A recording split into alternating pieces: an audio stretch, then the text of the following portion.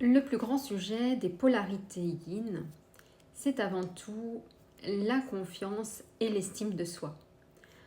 Alors, bah oui, cette confiance et cette estime, elle a souvent été punie, abîmée, se sentir brimée, se sentir contrôlée.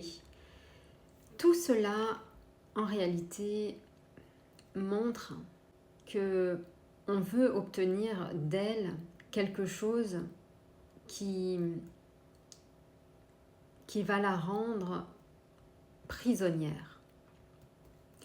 Et cette prison, c'est avant tout d'être enfermée, c'est ne pas pouvoir exister tel qu'elle le souhaite, tel qu'elle le voudrait, tel qu'elle s'aimerait, tel qu'elle souhaiterait être dans cette vie.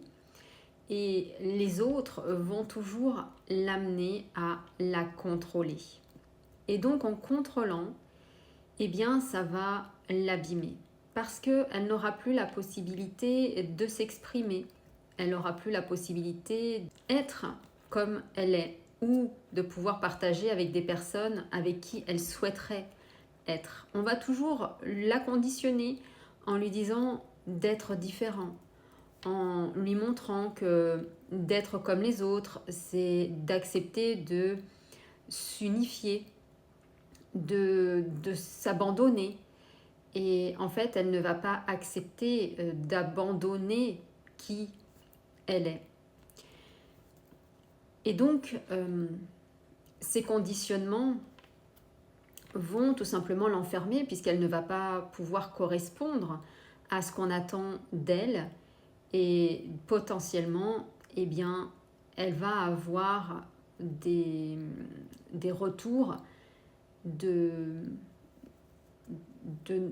fait qu'elle ne soit pas comme les autres, qu'elle ne veuille pas s'aligner comme les autres, qu'elle soit rebelle peut-être aussi, et donc elle va être notée sous une forme négative.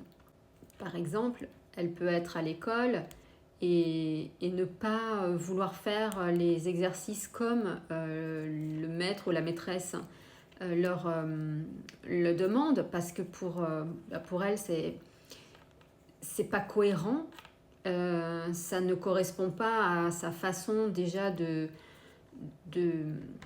fonctionner aussi, puisqu'il y a plusieurs façons de fonctionner et d'apprendre.